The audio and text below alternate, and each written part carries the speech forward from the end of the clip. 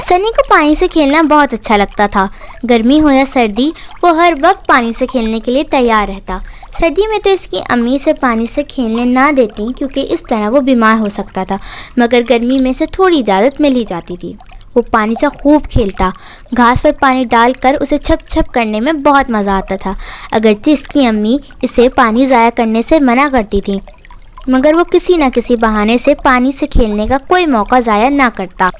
اس کی امی بار بار اس کے گیلے کپڑے بدلواتی رہتی۔ وہ اپنے شوق کی وجہ سے یہ خیال بھی نہ کر پاتا کہ اس کے اس کھیل کی وجہ سے اس کی امی کو گھر کے کام چھوڑ کر اس کے کپڑے بدلوانے پڑتے ہیں۔ یعنی وہ اپنے اس کھیل کی وجہ سے ایک طرف تو امی کے کاموں میں مزید اضافہ کر رہا تھا، دوسری طرف پانی جیسی نعمت کو ضائع بھی کر رہا تھا۔ امی بھی کیا کر سکتی تھی؟ ایک طرف سنی کی صحت اور پانی کے ضائع ہونے کا مسئلہ تھا، دوسری طرف اس کا بچپنا اور معصومیت۔ وہ صرف اسے پیار سے سمجھا سکتی تھی۔ ایک دن موسم تھوڑا سرد تھا۔ سنی کو پانی سے کھیلنے کی وجہ سے نزلہ اور زکام ہو گیا۔ اس کے بابا اسے فوراً ڈاکٹر کے پاس لے کر گئے۔ ڈاکٹر صاحب نے سنی کے بابا سے کہا کہ موسم سرد ہے، خیال رکھا کریں۔ انہوں نے ڈاکٹر کو بتایا کہ ان کی امی نے انہیں بہت سمجھایا تھا کہ پانی سے نہ کھیلو، سردی لگ جائے گی تو بیمار ہو جاؤ گے، مگر یہ پانی سے کھیلنے کے بہت شوقین ہیں۔ ڈاکٹر صاحب نے کہا، اوہ اچھا یہ بات ہے، ایسے بچوں کے لیے ہمارے پاس ایک بہت بڑا انجیکشن ہے۔ اگر اب یہ دوبارہ پانی سے کھیلنے کی ضد کریں تو میرے پاس لے آئیے گا۔ اس بار تو میٹھی دوا دے رہا ہوں، مگر اگلی بار انجیکشن لگے گا۔ انجیکشن کا نام سن کر سنی میاں ڈر گئے اور بابا سے پوچھنے لگے، بابا کیا مجھے ابھی انجیکشن لگے گا؟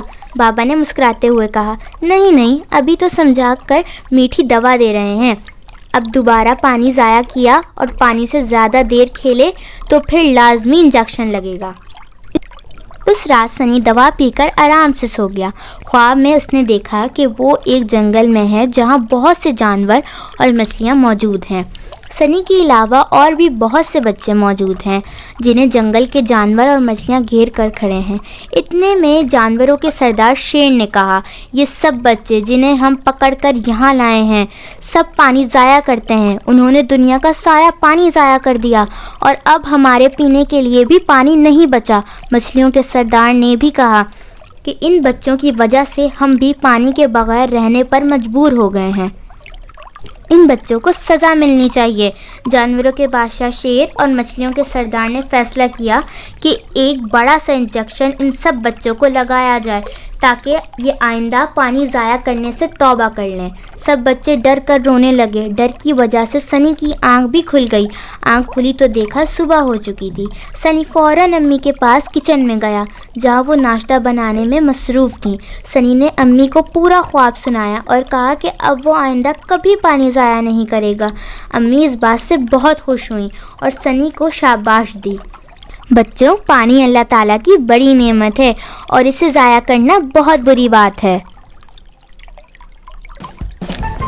اگر آپ اس طرح کی اچھی کہانیاں سننا چاہتے ہیں تو ویڈیو کو لائک کر دیں اور چینل کو سبسکرائب کر دیں۔